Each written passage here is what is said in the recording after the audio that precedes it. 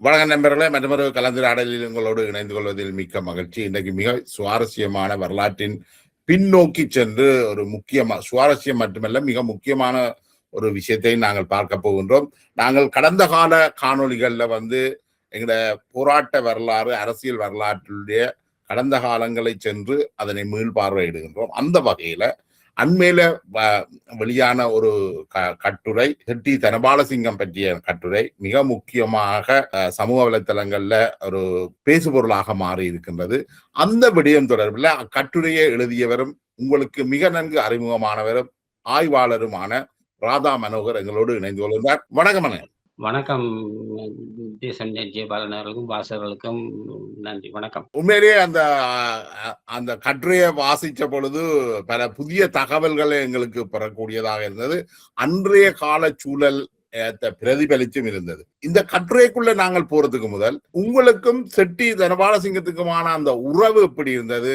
நீங்கள் வாழ்ந்த கிராமம், அதை பற்றி சொல்லிக்கொண்டு நாங்க அதுக்குள்ள போவோம். அவர் நம்ம கிராமம் Tirunelveli east, technically Tirunelveli east. ஆனா காலப்போக்குல கல்லியங்காடு மக்கள் சொல்லிக்கொண்டு கல்லியங்காடுன்றாரு. சட்டப்படி திருநெல்வேலி பிசிக்குள்ளதான் வருது. ஆனா அந்த கல்லியங்காட்டு பஸ் ஸ்டாண்ட் சந்தையெல்லாம் இருக்கிறதால கல்லியங்காடு. அவர் அந்த ஊரை சேர்ந்தவர். எனக்கு ஓரளவுக்கு தூரத்து உறவினர் இருந்தார். அவர் அந்த ஊர்ல அந்த நேரத்துல அவர் ஒரு கதாநாயகன், பல காரணத்தால நோட்டோரியஸ் கதாநாயகன். சுருக்கமா சொல்ல போனா அவர் மிக சிறிய வயதுல ஒரு கடையில சீக்ரெட் கலவரத்து பிடிபட்டவர். அது அவரே என்ன பிற்காலத்துல சொல்லி இருக்கிறாரு. என்னடா அந்த கடைக்குள்ள போனா அவருக்கு ஒரு 14-13 வயதுல சாக்லேட்டோ இனிப்போ காசோ எடுக்கிற ஒரு சீக்ரெட்டையும் களவெடுத்தார். அவர் என்ன சொன்னார், நான் சீக்ரெட்டை களவெடுத்த காரணம் எனக்கு சீக்ரெட் பத்தோண்டு ஒரு த்ரில் இருந்து. சின்ன பிள்ளையில சீக்ரெட் பத்திர ஆசை இருக்கல. அப்ப தான் காசு சேர்த்து கொண்டு போய் அந்த கடை சட்டநாதர் கோவிலுக்கு முன்னுக்குள்ள திருப்பணி கந்தையான்ற கடை, அந்த கடையில போய் தான் சீக்ரெட்டை கேட்டதான். சீக்ரெட்டை கேட்டா அவற்றை லாஜிக்கன்னா நான் காசை கொடுத்தா நீ தரத்தானே வேணும்ண்டு. ஆனா அந்த கடைக்காரனும் இவருக்கு சொந்தக்காரன். அவன் சொல்லி இவற்றை காதுல பிடிச்ச முறுக்கி சீக்ரெட் இந்த வயதுல நோ சீக்ரெட் வந்து அப்ப ஆக்களுக்கு முன்னாலே இவருக்கு அவமானமா போச்சு. எல்லாரும் சிரிச்சு அவமானப்படுத்திட்டாங்க. இதற்கு அவர் செட்டி தனபாலசிங்கம் சொன்ன கதை நீ யோசிச்சு பாரு. அப்ப அன்றைக்கு வந்து பின்னேரம் என்ன செய்திருக்கிறாரு, சட்டநாதர் கோயிலுக்குள்ள அந்த சுற்றாட்ட நின்றுட்டு இரவு அந்த கடையின் மேலுக்குள்ள மரம், ஒரு பூவரச மரம் இருந்தது. அதுல ஏறி அந்த கூரைக்குள்ளால போய் சீக்கிரட்டை கிளவெடுத்தார். அவர் எனக்கு சொன்னது, நீ யோசிச்சு பாரு, ஒரு கல்லன்னு சொன்னா நான் சாக்லேட் நீ படுப்பேன், காசு எடுப்பேன், இத்தனை எடுப்பேன், நானே சீக்கிரட்டை மட்டும் எடுத்தேன். அப்ப யோசிக்கணும் விஷயம் இது வேற. நான் இந்த களவெடுக்கொண்டு போல எனக்கு கோபம், அவருக்கு படிப்பிக்கணும் பாடம். அந்த சீக்கிரம் அப்ப அதுல ஒரு இன்னசென்ஸ் தெரியுது, சைல்டு இன்னசென்ஸ் ஒன்று தெரியுது. அவர் சொன்ன காரணம் மிக சரியான ஒரு காரணமா தான் எனக்கு தெரியுது. அதை எடுத்துக்கொண்டு வந்துட்டார். சீக்கிரட்ல ஒரு ஆசை. இரவுல என்ன செய்யிருக்கார், சீக்கிரம் இரவா அந்த மணிக்கூடு மணிகோபுரம் இருக்குல்ல, சட்டநாதர் கோயில் மணிகோபுரத்துக்கு சீக்கிரட்டை போயிச்சு கொண்டு வந்திருக்காரு. அந்த கோவில் ஐயர் கால துறக்க வரைக்கும் சீக்கிரம் புகை போயிருக்கு மணிக்கூட்டுக்குள்ள இருந்து. அவர் பிடிபட்டுட்டார். அதுல பிடிபட்டு பிறகு அதுல பிடிபட்டு அவர் சிறுவர் நடத்திக்கு போகையில பல பேர் அப்படி தப்பா நினைக்கணும். அதுக்கு பிறகு சிகரெட் குடிச்சதுக்கு சிறுவர் நடத்துக்கு அனுப்பினோம் திருட்டு தானே. ஆனாலும் அது திருட்டு பிடிக்கல. ஊராக பேசி கீசி அதை விட்டு இருந்தோம். அந்த விஷயம் அதோட போயிட்டு. ஆனா அது விஷயம் போயிட்டு நினைக்கிறேன். அதுல அவருக்கு ஒரு உஷாரும் வந்திருக்கலாம். பிடிபடையில தானே, எல்லாம் சரிதானே விஷயத்துக்கு. அடுத்த சம்பவம் நடந்திருக்குது. இவர் ஒரு சின்ன பிள்ளை வந்து வீட்டு வாசல்ல நின்று செங்குந்தா பள்ளிக்கூடத்துக்கு பக்கத்துல உள்ள சின்ன பிள்ளை. அந்த பிள்ளைங்க சங்கி எடுத்துட்டு போட்டார். அப்ப அதுல பிடிபட்டு தான் அவர் சிறுவர் நடத்த மக்கோனாவுக்கு அங்க போயிருக்கிறார். கிட்டத்தட்ட 14-15 வயசுக்குலாம் மைனர் தான். அந்த சிறுவர் நடத்தில 2-3 வருஷத்துக்கு மேல அங்க படிச்சு அவர் நினைக்கிறேன். அது பள்ளிக்கூடம் தான் படிச்சு வரைக்கத்தான் இவர் இந்த தையல் படிச்சு மோட்டார் மெக்கானிக் கொஞ்சம் வித்துவானா வழியில வந்தார். உண்மையில அவர் சிறையால உருவாக்க பாசிட்டிவ் சைட் நிறைய இருக்குது. சிறையால அவர் எந்த தொழிலையும் ஒரு கெட்டிக்காரனா இருந்தாரு. நல்லா கார் ஓடுவார். கார் மெக்கானிக் அப்படி. எலக்ட்ரிக்கல் விஷயம் நல்லா தெரியும். தையல் விஷயம் நல்லா தெரியும். அது எனக்கு 2-3 நாளைக்கு நல்லா தைப்பார். எனக்கு இப்ப அண்மையில தையல் பெண்கள் தானே பழகுறது அந்த காலகட்டத்தில். அங்க பேருக்கு பழகிருக்காங்க. அவர் தையல் தைச்சிருக்காரு. எனக்கு அவர்கிட்ட உறவினர் ஒரு கதை சொன்னாரு. மொழியோலையில இருக்க பண்டித்தளச்சி அம்மன் கோயிலுக்கு வந்தாராம். இது ஒரு கொஞ்சம் காலத்துக்கு நடந்த சம்பவம். ஒரு சின்ன சம்பவம். கரெக்டர் அறிகிறதுக்கு இந்த சம்பவம் உதவி செய்யும். இந்த இடத்துல அந்த வீட்டுல இந்த பையனுக்கு துணி வாங்கியிருக்கணும், ஆனா சட்டை தைக்கல. ஒருவேளை டெய்லர்கிட்ட டைம் இல்லையோ, தைக்க காசு இல்லையோ தெரியாது. இவர் அழுதொன்று இருந்திருக்காரு. பிடிப்புல அழுதொன்றுக்கு உங்க செட்டி கேட்டிருக்காரு, என்ன அழுதான் இல்ல எனக்கு சட்டை தைக்கல. ஏன் தைக்கலண்டா தயார சொல்லி துணி வாங்கினாங்க. டெய்லர். அப்ப சொன்னா துணிய கொண்டாங்க உண்டு. உடனே அளந்து கிளந்து பின்னேரம் 6, 7 மணி போல தொடங்கினவர் அளந்து கிளந்து ஆகி இரவு கடையில இவருக்கு ஷர்ட் தைச்சு குடுத்து போட்டும் பார்த்துட்டார். அவர் அதான் எனக்கு அந்த ஒரு சொன்னவர் ஒரு சொன்னார். ஒரு பல் திறமை களவு அதான் களவு சொன்னவர் களவுல யோசிச்சார். ரொம்ப இருந்து எல்லா வித்தியாசப்பட்டு திறமையும் இருக்கு. நீங்க சொன்னவர் யோசிச்சு பார்த்தார். அவர் பண்டிச்சலட்சி அம்மன் கோயிலுக்கு அடுத்த நாள் பொறுத்து வந்தவர். வந்த இடத்துல உதயம் தேவையில்லா வேலைன்னு யாரும் பார்த்து போட்டு சொல்லிட்டு போயிருப்பாங்க. ம், இவருக்கு இந்த ம். புள்ளி அழுதால அவருக்கு ஷர்ட் தச்சு குடுக்கோன்ற எண்ணத்துல வெட்டி கிட்டி தச்சு கிச்சு போட்டு குடுத்துட்டு போயிருக்காரு. இது அவர்ட்ட கேரக்டர் இயல்பா அவருக்குள்ள இருக்கிற அந்த உண்மையில ஒரு மனிதாயமான விஷயம் தான். இதுதானே அவருக்குள்ள நான் ஏற்கனவே அந்த கட்டுரையில இவருக்குள்ள ஒரு ராபின்ஹுட் இருக்காருண்டு.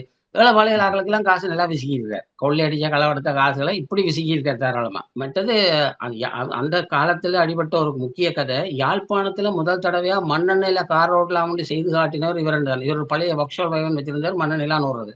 முதல்ல பெட்ரோல் போட்டு அப்புறம் மண்ணெண்ணெயில ஓடுவார். அது அப்படி அவர்ட்ட ஆனா நான் வீரதி நினைக்கிறது மண்ணெண்ணெயிலே ஓடுற விஷயம் எங்களுடைய காலத்துலதான் அது நடந்த இந்த 80களுக்கு அது பிறகு பிற்பாடு. நடந்தது. நீங்க சொல்ற போராட்ட காலத்துல நடந்திருக்குது. ஓ இவர் அதுக்கு முந்தின காலம் இல்ல. இவர் போராட்டத்துக்கு பிஃபோர் போராட்டம் இல்ல இவர். அதான் இவர் 80களுக்கு முதலே மண்ணெண்ணெயிலே ஓடி இருக்கிறார். 70களுக்குள்ள தொடங்கின ஆள் இல்ல இவர். இவர் ம். 80 காரணியில் 80ல ஆள் இவரோட இருக்கையில. அதுக்கு யா, முந்தின ஓ ஆள் தான். ஓ இப்ப யா. நான் யோசிக்கிறேன் இப்ப இவர்ட்ட சாதனைகள் நிறைய இருக்குது. ஆனா அது எல்லாத்தையும் விட இந்த உளவியல் காரணம், சமூக உளவியலும் இவற்ற உளவியலும். அதுதான் ஒரு முக்கியமான ஒரு திருப்பு முனை நினைக்கிறேன். இந்த ஈழப் போராட்டம் எல்லாத்துக்குமே ஒரு திருப்பு முனையாக இந்த உளவியல் ரீதியான காரணம் தான் எனக்கு தெரியுது. என்னன்னு இவரது சொன்னா, குடும்ப பின்னணி எப்படி? இவற்ற குடும்பம் தகப்பன் நல்ல மனுஷன் தான். ஏதோ ஒரு வேலை செய்ற சுருட்டி சுத்துறாரா என்ன எனக்குன்னு சரியா தெரியல. ஒரு நடுத்தர குடும்பம். ஓரளவுக்கு பிரச்சனை இல்லாத ஒரு சோழி சுரட்டி இல்லாத ஆட்கள். நல்ல குடும்பங்கள் தான். அதுல ச- ஒரு ச- ஒரு விதமான கிரிமினல் பேக்ரவுண்ட் அப்படி இப்படி ஒண்ணும் கிடையாது. ஒரு கதை சொல்லப்பட தகப்பன் கிரிமினல் பேக்ரவுண்ட் இருக்கு. அது அது அது தவறானதா? எனக்கு தெரியாது. சிலவள்ள ஏதாவது இருக்கலாம். கிரிமினல் எனக்கு பெருசா தகப்பன் இல்ல. தகப்பன் தம்பியோ ஆரோ ஒரு ஆள் ஒரு போலீஸுக்கு பொத்துல அடிச்சு ஏதோ ஒரு கதைன்னு சொல்ல ஆகுது அந்த காலத்துல. தகப்பன் தம்பியோ. ஆ, தகப்பன் சாந்தமான மனுஷன். ஆ. அமைதியான ஆள். எனக்கு அவரை தெரியும். அப்ப அவர் தாய் அமைதியான ஆள். தகப்பன் 2 பேரும் இருந்தவை அவருக்கு. இருந்தவ. சகோதரங்கள் எப்படி? சகோதரங்களும் இருக்கணுமா ஒரு அவருக்கு? தம்பியார் ஒரு ஆள் இப்போ மான்ட்ரியல்ல இருக்கார். அவர் யார் தானும் தண்டவாடும் யாரோடையும் லேசில அவர் இவருக்கு நேர் எதிர். சமூகத்தோட புழங்க மாட்டார். தாண்ட வேலை உண்டு தானொன்று இருப்பார். நான் அவரை தொடர்பு கொள்ள முயற்சித்தேன். அவரை தேடி பிடிக்கலாம் கிடக்குது. இங்க நம்ம வீட்டுக்கிட்ட இருக்கார். வெளியுலக தொடர்பு இல்ல. அந்த காலத்துல இருந்து இல்ல. தான் ஒரு வேளை இவரை தேடி போலீஸ் வந்து சின்னன்லயே பயந்து இருப்பார். அவர் ரைட். என்ன இவர் தப்பி ஒண்ணா பிறகு வீட்டுக்காரராக்களை தானே கொண்டு போய் அவங்க போலீஸுக்கு அடிச்சு கிடிச்சு பண்ணுவாங்க. அதான் அதுல இன்னொரு அண்மையில் பிரச்சனை இருக்குதானே. விரும்பியோ விரும்பாமலோ செட்டி தனபாலசிங்கம் என்றவர் தமிழ்ல விடுதலை போராட்டத்துல மிக அறியப்பட்ட ஒரு நபர். இன்றைக்கு வரைக்கும் நாங்கள் பேசலாம் என்றால் அன்றைக்கே அவர் ஒரு மிக முக்கியமானவரா இருந்திருக்கணும். அவர் சரியான நோட்டட்டார். கொஞ்சம் நெஞ்ச நோட்டட் இல்ல. சரியான நோட்டட்.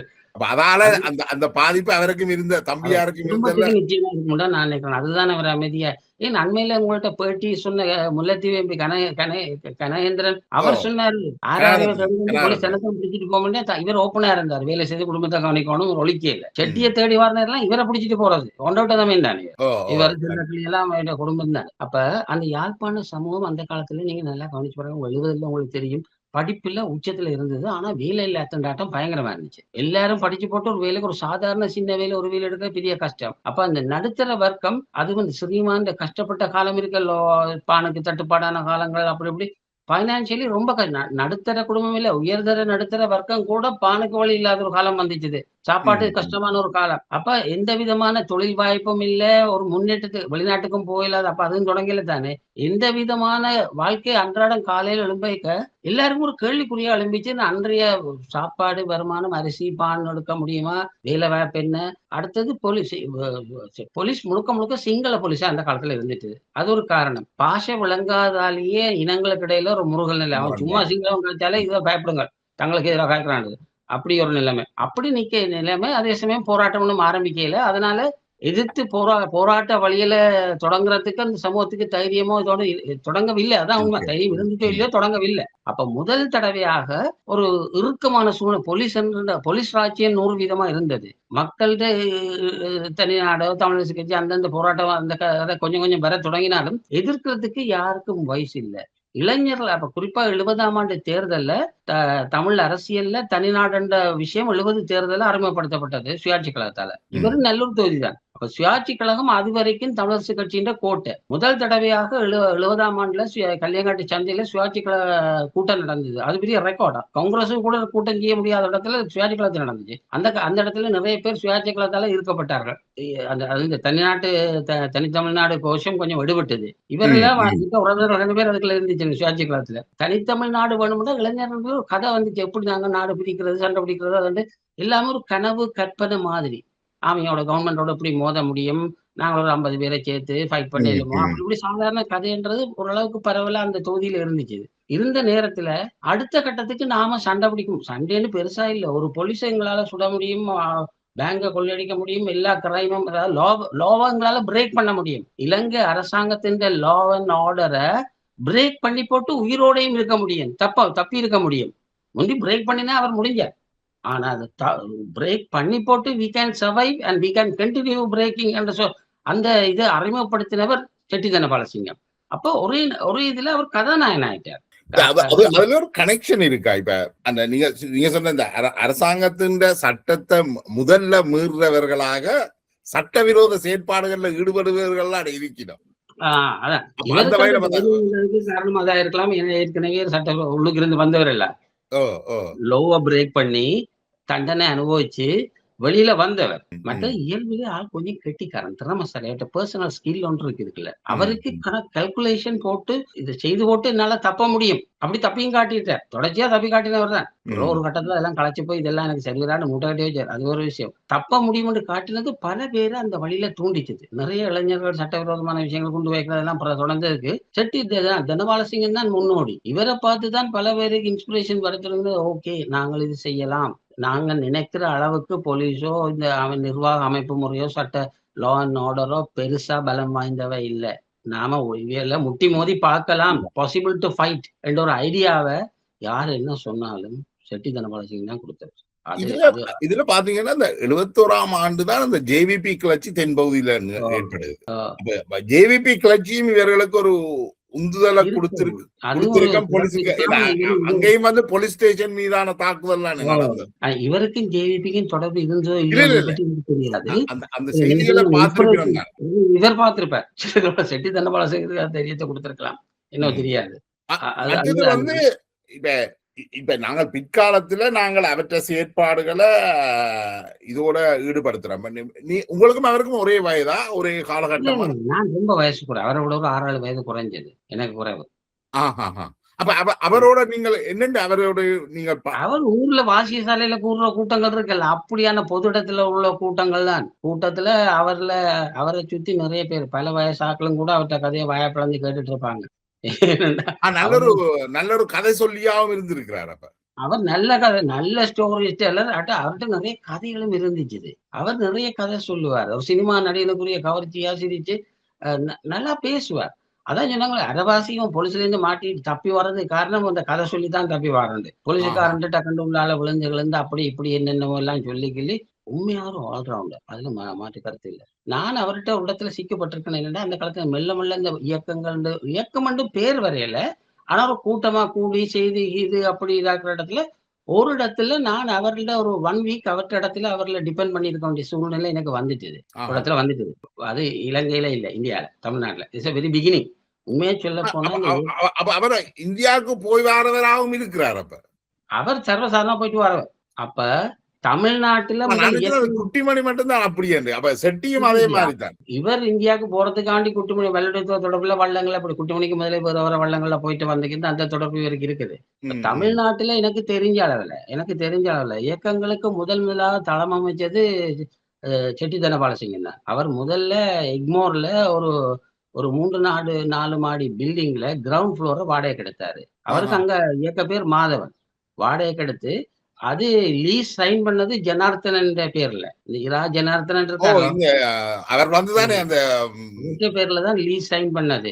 அப்ப நான் தமிழ்நாட்டுல ஏதோ வர ஒரு ஐடியாலவோ இன்னமும் ஒன்றும் சரி வராம இதாக்கி கடைசியா இவர்கிட்ட இடத்துல தங்கப்பட்டு போனேன். இவர்கிட்ட போய் ஷெல்டராகி ஆச்சு. அங்க போனா ஏற்கனவே 20-25 பொடிகள் வேற ஒரு டிஃப்ரெண்ட் ஊர்கள்ல. அப்ப என்ன செய்யலாம், அரசு எதிர்ப்பு கிரௌட் தான் கூட்டி கழிச்சா, நான் இவங்களும் ஆர்கனைஸ் ஸ்டைல் ஒவ்வொருத்தரும் ஒவ்வொரு ஐடியா சொல்லுவீங்க அப்படி இப்படி ஏதோ அதுல வந்து இருந்துச்சுன்னா இந்த பிறகு நான் 1 வீக்கால வந்துட்டேன். அப்ப நானும் என்னோட சேர்ந்த 2, 3 பேரும் போயிருக்கோம். அப்ப அதுக்குள்ள உதாரணத்துக்கு சொல்றேன். இயக்கம் கண்ட ஆரம்ப கட்ட காலம். அதுல வந்த ஒரு பையன் கொஞ்சம் வடிவான ஆள் தான். ஸ்மார்ட்டா அந்த காலத்துல யங் கமலஹாசன் மாரி. அவனுக்கு யாரோ சொல்லி போட்டாங்க. "நீ ஏன் இந்த போராட்டம் இதெல்லாம் உனக்கு வேலை? நீ தேவையில்லாம கோடம்பாக்கத்துல வா உன்ன சேர்த்து விடுறேன். நீ நடிகன் ஆயிடலாம் நல்ல." அவர் ஈடுபட்டு போராட்டத்துக்கு வந்தார். கோடம்பாக்கத்துக்கு யார்ட்டயோ போயிட்டாரு. போய் ஆஹா. போயிட்டு வந்த விஷயம் இவங்களுக்கு தெரிஞ்சுது. செட்டி தனபாலுக்கு. அப்ப நாங்க எல்லாரும் ஏதோ பின்னேரம் ஒரு டீ எல்லாரும் இருக்கிற இடத்துல இவருக்கு தும்பு பறக்க பேச்சு நடக்குது. ஏன்டா நீ நான் நான் எங்களுக்கெல்லாம் நாங்கலாம் பைத்தியக்காரங்களா உமக்கு சினிமா சான்ஸ் எடுத்து குடுக்கவா இந்த இடமெல்லாம் வச்சு இவ்வளவு செஞ்சோன்னு இருக்கிறோம். நீ சினிமா சான்ஸுக்கு போறீங்க. பேசிக்கிச்சுக்கிட்டு இருக்க எல்லாருக்கும் டீ குடுத்தாங்க. அதாவது இந்த அந்த காலத்து இயக்கங்கள் இந்த நடைமுறை பட்டணிக்கு இந்த சம்பவம் உதவியா இருக்கும். அதான் சொல்றேன் தெளிவா. கட்டாயம், அப்ப கட்டாயம். எல்லாரும் டீ குடுக்கையில அவர குடுக்கையில அவர பின் பாயிண்ட் பண்ணியாச்சு. அவர பிளாக் லிஸ்ட் பண்ணியாச்சு. ஆஹா. நீங்க யோசிச்சு பாருங்க. 17, 20 ஒரே வயது பையன் 17, 20 பையன்களுக்குள்ள ஒரு ஆளுக்கு டீ குடுக்காம மற்ற எல்லாரும் குடுத்தா அவன் மனம் என்ன பாடுபடும்? ம், ம், ம். எ இவர் தானே அவரோட இருந்த ஆட்களும் சேர்ந்து 2, 3 பாஸ் மாரி. எனக்கு அது ரொம்ப மனசு நான் அப்ப என்ன ரொம்ப யங் தானே. எனக்கு அது பெரிய கஷ்டமா இருந்துச்சு. நான் டீய வாங்கி குடிக்காம வச்சுருந்தது. அப்புறம் நான் மனதுக்குள்ள வச்சு பார்த்தேன். இவர் தானே குடிக்க மாட்டேன். இது எனக்கு தந்த டீ தானே. நான் யாருக்கும் குடுக்கலாம் தானே. நான் போய் எழும்பி போய் அவருக்கு குடுத்தேன்.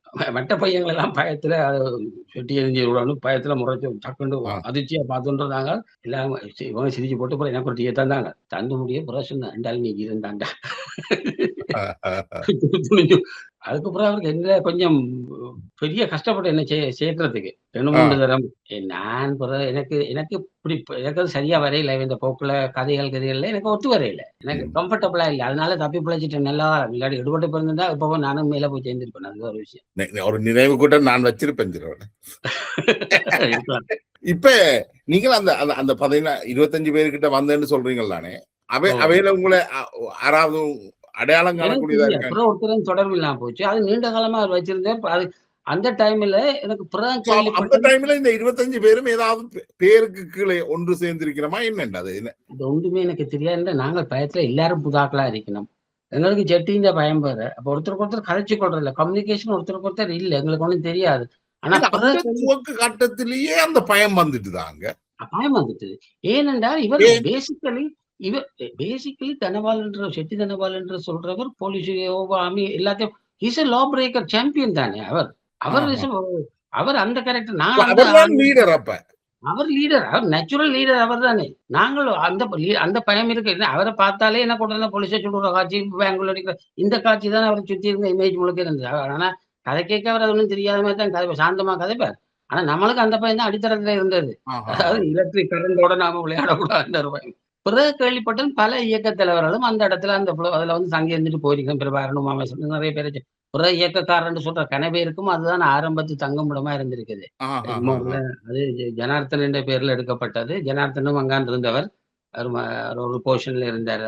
தமிழராட்சி மாநாட்டுக்கு ஜனார்த்தனன் வந்துதானே அந்த 9 பேற்ற மரணம் நிகழ்ந்தது. ம். இது எந்த காலகட்டம், எந்த ஆண்டு நீங்கள் இந்தியாவுல இது நின்றது? இது இது நான் நினைக்கிறேன். எனக்கும் சரியா ஆண்டுகள் ஞாபகம் இல்ல. தமிழீழ 75, பிரகடனத்துக்கு முதல். 76 அப்படித்தான் இருக்கணும். தமிழாட்சி மாநாட்டுக்கு முதலா தான் இருக்கணும். என்று இல்ல, இல்ல. நினைக்கிறேன். தமிழீழ பிரகடனத்துக்கு முதலா அதுக்கு பிறகா? இல்ல தமிழீழ பிரகடனம் அதுக்கு பிறகு வந்த சாமான். அந்த டைம் அது அப்ப 75 76க்கு முதல். அந்த டைம் ஈழம்ன்ற சொல்லே இல்லையே. ஆமா. தமிழருக்கு தனிநாடு, தனித்தமிழ்நாடு. அநேகமா தனித்தமிழ்நாடு என்ற சொல்லு தான் பரவலான அடிபட்ட சொல்லு. அடிபட்டதா? ஓ! இது ஈழம் என்ற சொல்லு அந்த டைம்ல பிறகு சுயாட்சி கழக நவரத்தினம் தான் அந்த சொல்ல பிரபலப்படுத்தி தனித்தமிழ்நாடுன்னு சொல்ல முடியாது. நாங்கள் ஈழம் என்ற தேசம். இருந்தா தனித்தமிழ் இல்ல. முஸ்லீம்களும் இருக்கணும். தமிழ் அந்த அவர் சொல்ற ஈழத்துல சிங்கள மக்களும் இருக்கலாம் என்றதுக்கான காமன் நேமா ஈழம்ன்றத கொண்டு வந்தது சுயாட்சி கழக நவரத்தினம். இப்ப செட்டி சபாரட்னம் இத ஆர்கனைஸ் பண்ணைக்குள்ள பிறகு இந்த விடுதலை புலிகளுடைய நேச்சுரல் லீடராகவும் அவர்தான் இருக்கு. அவர்தான் அந்த அமைப்பை உருவாக்குறார். புலின்னு பேரு எனக்கு சொன்னவர். என்னோட கதைக்கே சொன்னவர். 2, 3 தடவ முதல் தடவையா சொன்னார். நாங்கள் ஒரு வயலன்ஸ் ஆர்கனைசேஷன் ஒண்ணு ஃபார்ம் பண்ணியிருக்கோம். நீ வா வந்து சேரியாண்டு. எனக்கு வயலன்ஸ் என்ற சொல்ல அர்த்தம் விளங்கே இல்ல. அவர் சொன்ன உச்சரிப்பிலே என்ன வரையும் நான் நினைச்சேன் வாலண்டியர் ஆர்கனைசேஷன் ஆக்காம இத சேவை செய்றாண்டு. சந்தோஷம் நானும் வாரேன்டேன். பிறகுதான் இப்போ எனக்கு கொஞ்சம் இதெல்லாம் கதையில பாக்க இது வாலண்டியர் இல்ல இது வேறு.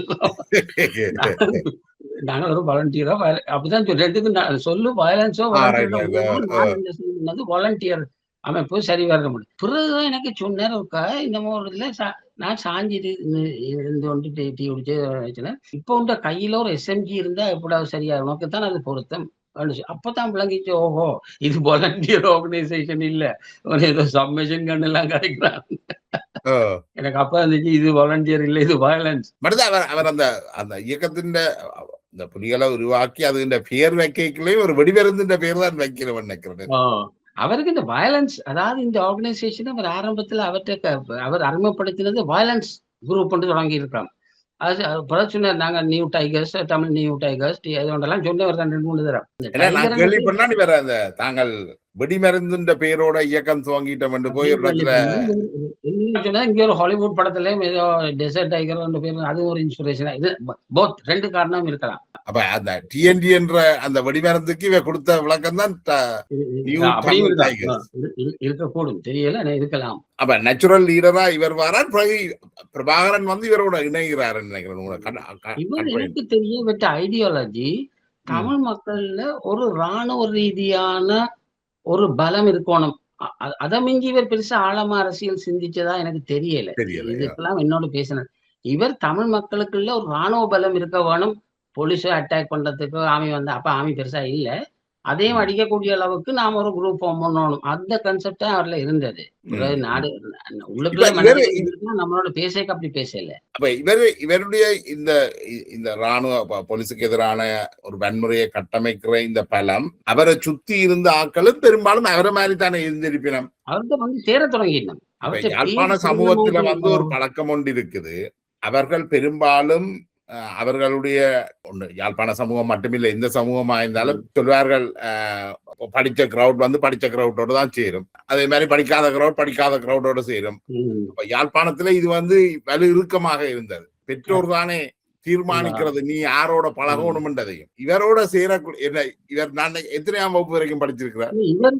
இவர் எஸ்எஸ்சி வரைக்கும் படிச்சிருக்கலாம். ஆனா இவர்கிட்ட எல்லா கிரௌடும் வர வாங்கிட்டது. இவர் பிரபலமாயிட்டார், அதை இழுக்கிறார். அதை அப்ப அதுக்கு ஒரு அரசியல் மூலம் பூசப்படுதா? இல்ல, இவர் ராணுவ, அதாவது அந்த காலத்துல பாருங்க, இந்த தமிழ்ல கோரிக்கையோ தமிழ் சிங்கள பிரச்சனையோ அரசியல் ரீதியான சித்தாந்த தெளிவோட இல்ல. சிங்களவனுக்கு அடிக்கணும், நாங்க தமிழன் சிங்களவன், சிங்களவன் தமிழன், இந்த அடிப்படையை தாண்டி அங்க ஒரு பெரிய அரசியல் சித்தாந்தம் வளர்ச்சி இப்ப கூடவே பெருசா வளர்ச்சி அடையல.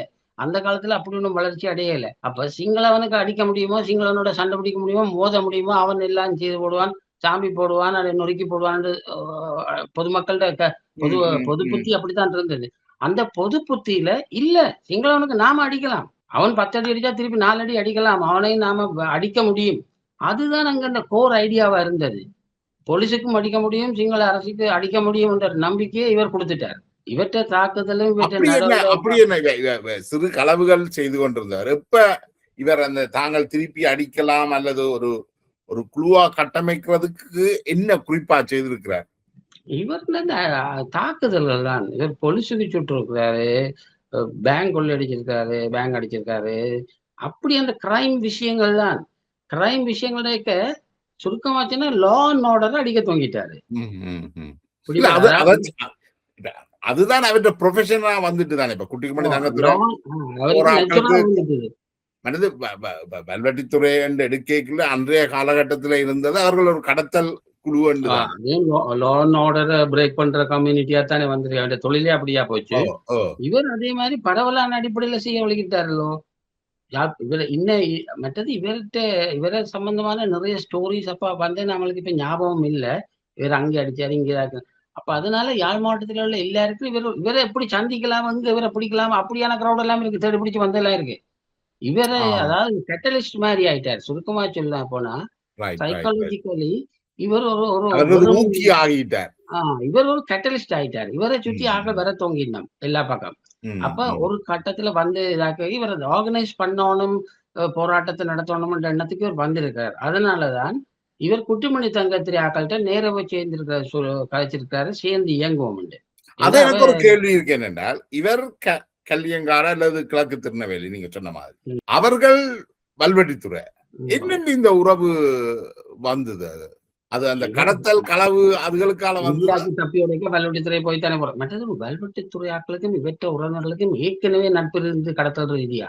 இவற்ற ஒரு சொந்த மச்சான ஒருத்தர் அவர் கரவட்டி பேஸ், சரியோ?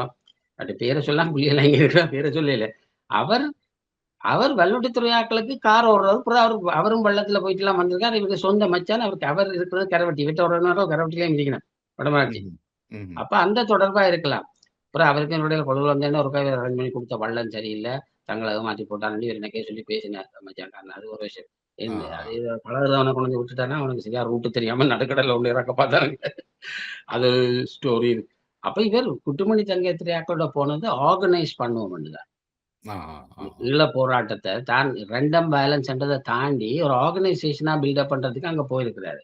போய் கதைச்சோனே அவைக்கு இவர்ட்ட போக்கு வேற தானே.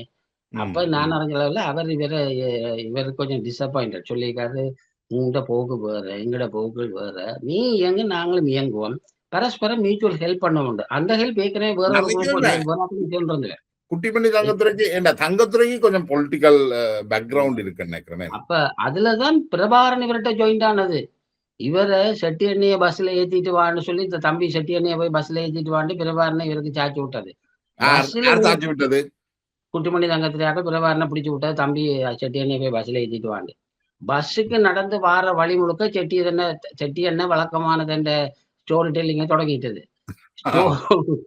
அவர் சொல்லி நாங்க கேள்வி, இவங்க சும்மா காய்ச்சி கொண்டே இருப்பாங்க. குட்டுமணி தங்கத்தில இவங்களால ஒரு பிரயோசனம் இல்ல. இவங்கள ஏதோ அரசியல் காய்ச்சல் ஒரு இது எல்லாம் கண் எடுத்து படி வைக்கணும். அப்படி இப்படி எல்லாம் சொல்லி போட்டு வாழ்ந்தோனே இதான் வழி என்னட்டு இவர் வந்து கள்ளியங்காட்டுக்கு வந்து சேர்ந்தவர். வழியே ஏத்த போன புள்ளையே காணையில. இதுதான் ஸ்டோரி பிகினிங். ஓ! அவன் ஓ! கல்யாணம் இருக்காரு. இதுக்கு முதல்ல ஒரு சம்பவம் நடந்தது. அது 72ஆம் ஆண்டு அல்ல 71ஆம் ஆண்டு இருக்கலாம். கொண்டலடி பைரவ கோயில்ல ஒரு பம் கேஸ் அதான் ஃபர்ஸ்ட் இன்சிடென்ட். கேள்விப்பட்டிருப்பீங்களா? கொண்டலடி ஓ! ஓ! கலியங்காட்ல ஓ! ஓ! ஓ! அந்த அதாவது கலாச்சார உதவி அமைச்சர் சோமவீர சந்திரசிறி என்றவருக்கு லேண்ட்மைன் ஃபர்ஸ்ட் லேண்ட்மைன் அதான் வைக்க வழிகிட்டது. ஆஹா. அதுக்கு டைனமைட் போய் வாங்கினது வல்லிடத்துல குட்டுமணி ஆக்கள் தான் கடவுளாவினது. அவர் இப்ப டைனமைட் ஸ்மகிள் பண்ணி பிடிபட்டு எல்லாம் வெளியே வந்தவர் தானே. அது ம், ம். டைனமைட் பண்றது போராட்டத்துக்கு இல்ல கிணறு வெடிக்கிறதுக்கு. ஓ! கிணறுக்கு ஓ! ஓ! யூஸ் பண்ற சாமான். ஓ! அப்ப கொண்டாந்து அன்றைய அது காலகட்டத்துல டைனமைட் வச்சு தான் கிணறு கிணறு வடிக்கிறதுக்கு டைனமைட் கட்டுறது. பண்றாரு. சரி மீன் பிடிக்காம பயன்படுத்துறது மெயின் ஆ. இது கிணறுன்றது தான். அப்ப அது அது சம்பவம் பிடிபட்டு போச்சு தானே. அதை ம், பற்றி ம். ஏற்கனவே நாங்க பேசியிருக்கோம். அந்த சம்பவம் பிடிபட்டது காரணம் கூட பேசியிருக்கோம். என்னென்றால், அது வைரோகோல்ல வச்சு இவங்க செய்கின்ற பொடிகளுக்கு அவைகளே ஒரு ஒரு ஜாதி ரீதியான அந்த அந்த கொண்டரை வைரோவை சுத்தி இருக்க ஓ! ஓ! இளைஞர்களோட இவை ஜாதி ரீதியா ஒட்டுறதில்ல. அட்ரைட். ம், அப்ப ம். அந்த இளைஞர்களுக்கு சந்தேகம் வந்துட்டு. இது ஏதோ களவு செய்கிறாங்கன்னு போலீஸ் கரைச்சு விட்டாங்க. ம், அதெல்லாம் ம். வந்து பிடிபட்டது. அந்த இளைஞர்கள் என்ன சொன்னா, எங்களுக்கு விஷயத்த சொல்லியிருந்தா நாங்களும் சேர்ந்து உதவி செய்திருப்போமே. இந்த பரதேசி எங்களையும் சொல்லாதத நாங்க காட்டி குடுத்தோம். ரொம்ப ரெகுலேட் பண்ணி கவலைப்பட்டவங்க. எங்கள ம், பொடியெல்லாம் நாங்களே ம். காட்டி குடுத்தோம். உங்களுக்கு ஏனப்பா சொல்லல. நாங்க பக்கத்து அயலுக்கு இருக்கிறவங்க எங்கள விட்டு செய்றாங்கள்ல. அது ம். பிடிபட்டு போச்சு. அந்த இதுக்கு இவர் ஃபைனான்ஸ் பண்ணியிருக்காருன்னு கேள்விப்பட்டேன். யார் பிரபாகரன்? இல்ல செட்டி செட்டி, தனபாலசிங்கம். செட்டி. ஆ ஏன்னா ரைட். அதுவும் அவருக்கு உறவினர் தான். ஒரு 1, 2 பேர். அதுல உள்ள ஆட்கள் 1, 2 பேர் இவற்ற உறவினர்கள். பிரபாகரன் அப்ப வேலை சின்ன ஆளா இருந்திருப்பாரு. சைக்கிள்ல ஏத்தி இறக்குறது விவகாரத்த தான். ஒண்ணும் பிடிக்கல. அது செட்டி தான் காசு இருந்துச்சு. அ. செட்டிட்ட இது மட்டும் இல்ல. வேற குரூப்களுக்கு நிறைய இந்த அந்த அந்த மெல்ல மெல்ல தொடங்குற குரூப்கள் இருக்குல்ல. பஸ் கொளுத்துறது ஓ! இத ஓ! ஃபைனான்ஸ் பண்ணுங்க. ஒரு போராட்டம் கேட்டோம்னு செட்டி அண்ணேட்ட போனா, ஆலோசனை எல்லாம் உதவி குடிஞ்ச உதவி ஏதாவது செய்வார். ஆ. இவர் அப்படி ஒரு அன்அஃபிஷியலி இஸ் எ லீடரா வந்துட்டாரு. புரொவைடரா வந்துட்டாரு. மெட்டீரியல் புரொவைடரா வந்துட்டாரு இவரு. Right, right. ஓகே, அ. ஓகே. நான் நினைக்கிறேன் ஒரு வரலாற்றின் மிக முக்கியமான காலத்த ம். மிக உடைச்சு பேசியிருக்கிறீர்கள். பல்வேறு கருத்துக்களையும், புதிய தகவல்களையும் கூட தந்திருக்கிறோம். புதிய பார்வையில எங்களுக்கு இத பார்க்கக்கூடியதாக ம். இருக்குது. உங்களுடைய நேரத்தை ஒதுக்கி நம்மோடு வந்து இந்த கருத்துக்களை பகிர்ந்து நன்றி. கொண்டமைக்கு ரொம்ப மிக்க நன்றி நன்றி. ராதா. இது ஒரு மிகப்பெரிய வாய்ப்பு. இந்த வாய்ப்பு எனக்கு கிடைச்சிருக்காட்டி, இந்த விஷயங்கள் பல அந்த அந்த காலகட்டத்த கொண்டு வந்து முன்னுக்கு வச்சிருக்கிறதுக்கு வேற வாய்ப்பு எனக்கு இல்ல. மிகவும் நன்றி. இத பொறுமையா கேட்கிற வாசகர், பார்வையாளர்களுக்கும் நன்றி. மீண்டும் சந்தர்ப்பம் கிடைச்சா கலந்து கொள்வோம். நிச்சயமாக, நன்றி. நிச்சயமாக. மீண்டும் நாங்கள் இந்த எங்களுடைய ஆய்வுகளை தொடருவோம். நன்றி.